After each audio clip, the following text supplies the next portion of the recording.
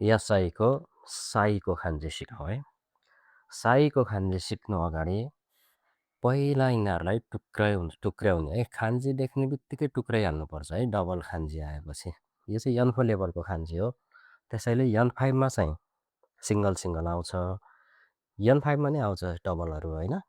माथि माथि गएपछि झन् यो खान्जीको पार्टहरू बढ्दै बढ्दै बढ्दै जान्छ क्या। खान्जी देख्ने बित्तिकै पहिला यसलाई के गर्नु पर्यो त टुक्राइहाल्नु पर्यो है। अनि यिनीहरूलाई के भन्छ त रेडिकल्स भन्छ है। हामीलाई खान्जी गाह्रो लाग्ने चाहिँ यही रेडिकल्सको मिनिङ नजानेर हो क्या, यसको अर्थ नजानेर हो क्या। यसलाई हामीले भोगन्ते विद्यातिर लाग्यो भने खान्जी कहिल्यै पनि सक्दै सकिन्न क्या। त्यही भएर यसको बुझ्ने प्रयास गर्नुपर्छ है।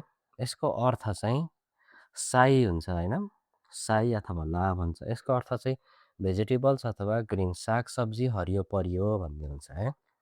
पहिला खान्जी देख्ने बित्तिकै हामीले किन यिनीहरू आयो त यसमा होइन, के छ त यसको अर्थ भनेर खोज्नुपर्छ क्या।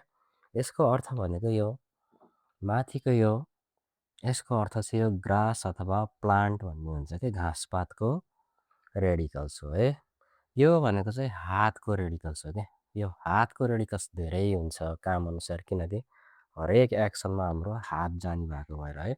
यो हात भनेको चाहिँ यसको ओरिजिन चाहिँ चिलको पन्जाबाट आएको हो क्या। चिल प्रजातिको चराहरूको पन्जाबाट आएको भएर यो खान्जी यो रेडिकल्स देख्ने बित्तिकै केही ग्र्याब गर्न लागेको चाहिँ त्यही समाउन लागेको भन्ने अर्थ दिन्छ है। अब ट्री त ट्री हुँदैछ होइन, रुख, यो त रुखको खान्जी नै छ होइन सर्लकै।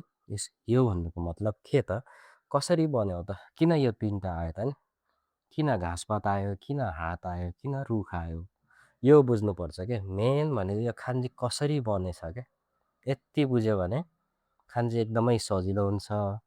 तर घोक्न लाग्यो भने यो होइन, घोकेर अब 1 2 3 4 5 6 7 8 9 10 11 भनेर 11 स्ट्रोक है 11 चोटि लेख्नु भनेर यो घोक्न थाल्यो भने चाहिँ यो तपाईँले खान्जी कहिल्यै पनि प्रगति गर्नुहुन्न क्या। घोकन्ते विद्या हुन्छ होइन। अब त्यही भएर घोक्ने होइन, कसरी बन्यो त, के हो त यिनीहरूको, यो बुझ्यो भने खान्जी जिन्दगीभरि पनि बिर्सिँदैन क्या है। कसरी बन्यो त, अब किन आयो त, भेजिटेबल सागसब्जी भनेको के हो, यसले के अर्थ दिन लाग्यो त, यो चाहिँ भुइँमा पनि फुल्छ सागहरू होइन, फल्छ फुल्छ अथवा होइन, सागपातहरू भुइँखाले पनि हुन्छ सानसानो। अनि रुख देख्नलाई चाहिँ ठुल्ठुलो रुखमा पनि फल्छ, जस्तो रुखकटरहरू, लौका, घिरौँला होइन, थाँक्रा दियो भने माथि माथिको ठुल्ठुलो रुखमा पनि फल्छ। र के गरिन्छ त यो सागसब्जी तरकारीलाई हातले टिपेर ल्याइन्छ, हातले पकाइयोलाई साफसफाइ यताउता गरेर बनाएर खाइन्छ। यति तिनवटा सम्झिने हो क्या। त्यति के भयो त, अब हाम्रो यसको लोजिक बुझ्ने है। मेन भनेको यो लोजिक के हो त, what is the logic behind it भन्छ कि के छ त यो खान्जी। फेरि यति लोजिक बुझ्यो भने खान्जी कहिल्यै बिर्सिँदैन है। के रहेछ त यसको लोजिक, तल पनि फल्छ होइन सालसानो सागसब्जीहरू, माथि ठुलो रुखमा पनि फल्छ।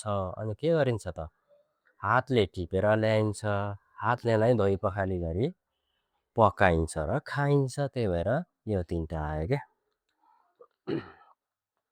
त्यही भएर अब यसको के भयो त, यासाई भयो क्या है।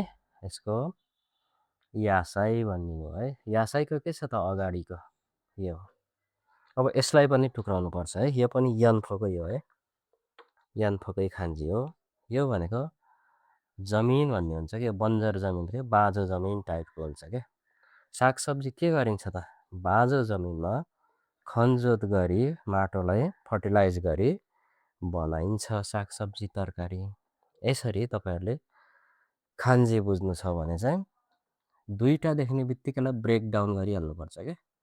ब्रेकडाउन गरिहाल्ने, टुक्राइहाल्ने र यसको अर्थ के हो त, किन आछ त यो पार्टहरू भनेर बुझ्नुपर्छ हामीले। ल यो याको खान्जी चाहिँ अर्को पार्टमा गरौँला।